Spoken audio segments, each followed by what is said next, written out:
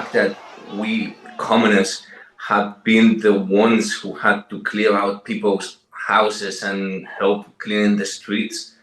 You know what I mean? It's just not normal. So obviously Valencians feel angry and they feel abandoned. After the deluge, the clear-up begins in Spain. We heard a little earlier about efforts to pump out a flooded underground car park that could reveal dozens of people who were trapped in their cars. But besides that awful work that the professionals have to carry out, there's also a huge mess that needs sorting out. Shauna Supple has been volunteering with the PVCV Community Aid Group in Valencia, and we can speak to Shauna now. Good morning to you.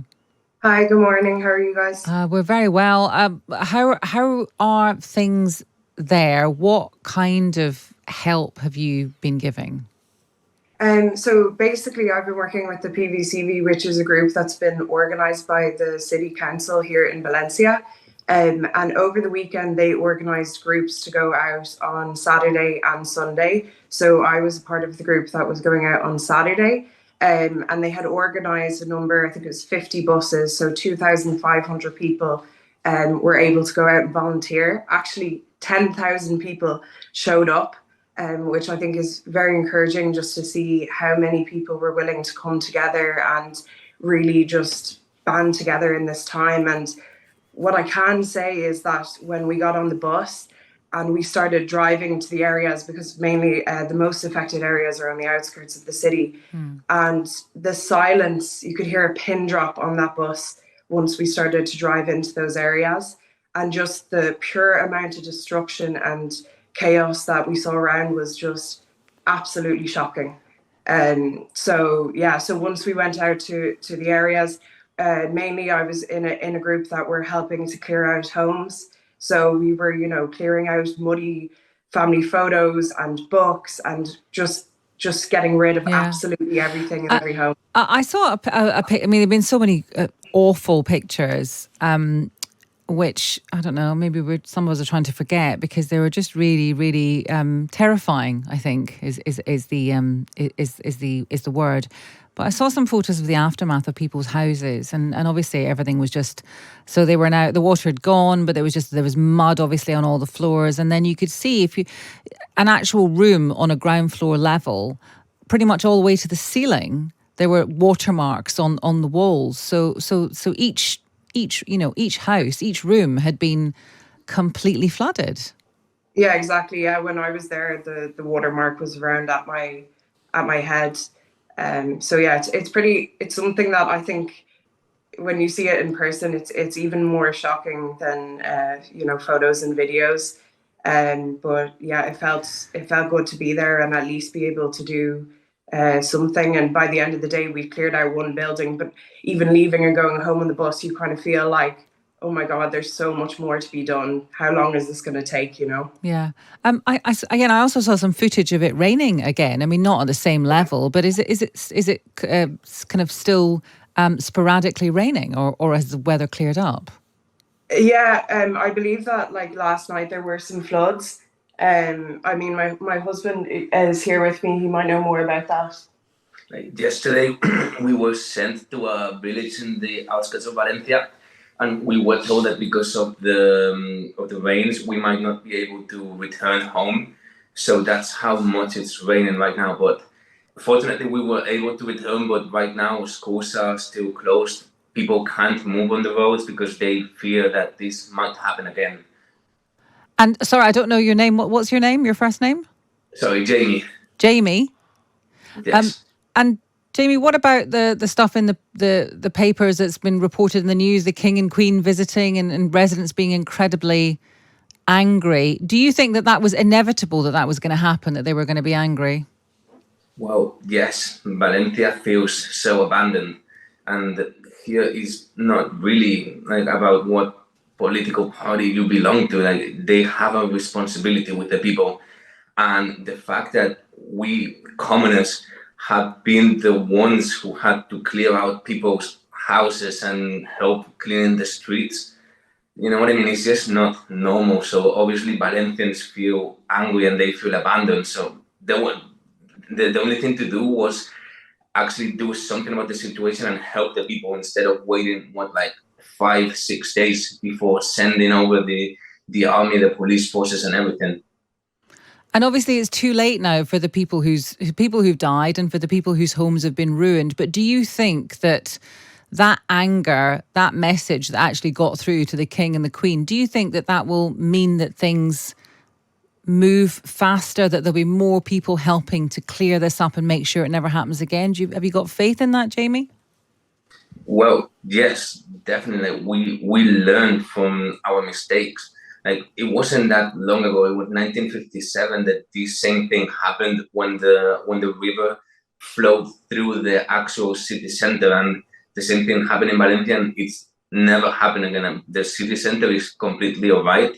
So I want to believe that they learned about this and they know how to, like, alert people not to use the cars and tell them to stay safe, like, faster, and especially like first responders also have to be quicker. We just need more resources, because like the fact is that the emergency service right now, they need the volunteers, because there's only so much they can do.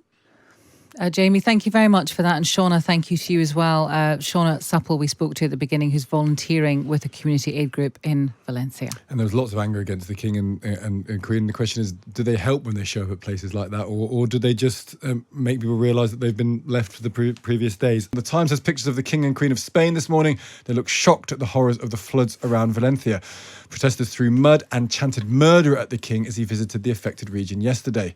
Flash flooding has devastated the region and the death toll has risen to over 200. Txeme Guijarro is one of the 4 leaders of the Sumar party and a minority governing party in Spain, who's based in Alicante, the region that neighbours Valencia. And we can speak now. Good morning to you.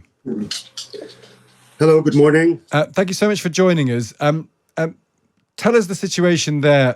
What's the current situation in both Alicante and Valencia?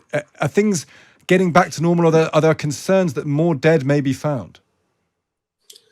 Yeah, definitely. We're still searching and looking. The emergency services are still working very hard in order to reestablish order.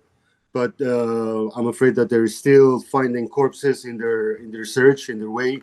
My province, Alicante, has been, in that sense, fortunate, in the sense that it has not been affected so much as Valencia and the main villages around the city have been affected. That as you know, has been a real tragic, and we're still, counting and trying to, make an idea of the challenges and the outcome of this horror.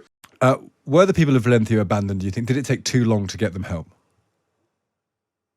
Yeah, for sure. I mean, there has been not only a meteorological phenomenon, but also a political incompetence in all of this. I have to say, I mean, there's two things about this issue, as I see it. On the one hand, we know that all that area, the Mediterranean south in Spain, we could say, is very much exposed to that kind of physical phenomenon, and it's going to be growing and developing because of climate change. So we know that these things happen. We know that there's civil engineering that has solutions to avoid and to minimize the damages that these kind of phenomena come together with.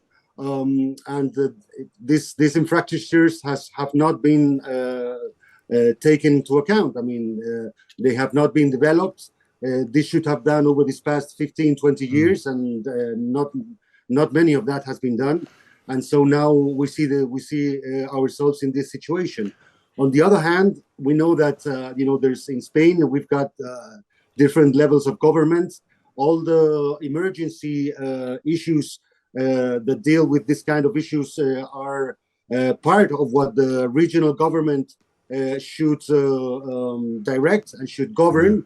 But in these past days and especially on the main critical hours, the regional government was missing, and of course this was one of the main I could say issues or explanations that we could highlight to answer this question, right? We surprised that the king and queen were booed and they shouted murderers at them. I mean, they're not responsible for this, the king and queen. Were they just representing the state of Spain, do you think? They just had to stand there and take that because they were standing for the state?